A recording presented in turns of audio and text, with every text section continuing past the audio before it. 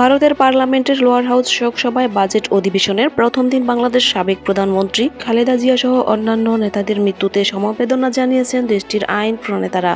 মৃতদের প্রতি শ্রদ্ধা জানাতে প্রধানমন্ত্রী নরেন্দ্র মোদী সহ অন্যান্যরা নীরবতা পালন করেন। ভারতীয় বার্তা সংস্থা ফ্রি প্রেস জার্নাল জানিয়েছে, আজ বুধবার বাজেট অধিবেশন শুরু হয়। তার আগে বিমান দুর্ঘটনায় নিহত মহারাষ্ট্রের মুখ্যমন্ত্রী, লোকসভার সাবেক 5 সদস্য এবং বেগম খালেদা জিয়ার মৃত্যুতে শোক প্রস্তাব আনা হয়। এ সময় সবার নাম উচ্চারণ করা হয়। এরপর সংসদরা দাঁড়িয়ে তাদের প্রতি সমবেদনা ও শ্রদ্ধা জ্ঞাপন করেন। গত 30 ডিসেম্বর ঢাকার এভার কেয়ার হাসপাতালে চিকিৎসাধীন অবস্থায় শেষ নিঃশ্বাস ত্যাগ করেন খালেদা জিয়া। মৃত্যুকালে তার বয়স হয়েছিল 80 বছর। খালেদা জিয়ার মৃত্যুর পর ঢাকায় এসেছিলেন ভারতের পররাষ্ট্রমন্ত্রী এস জয়শঙ্কর। ওই সময় প্রধানমন্ত্রী নরেন্দ্র মোদীর পক্ষ থেকে দেওয়া লিখিত শোক বার্তা বিএনপির চেয়ারম্যান তারেক রহমানের হস্তান্তর করেছিলেন তিনি। 3 বারের সাবেক প্রধানমন্ত্রীর মৃত্যুর পর ভারতের পাশাপাশি পাকিস্তান সহ দক্ষিণ এশিয়ার অন্যান্য দেশের প্রতিনিধিরা এসেছিলেন। এতক্ষণ সাথে থাকার জন্য ধন্যবাদ। অনুরোধ থাকবে চ্যানেলটি সাবস্ক্রাইব করে বেল আইকনে ক্লিক করুন এবং মতামত কমেন্টে জানাতে ভুলবেন না। আল্লাহ হাফেজ।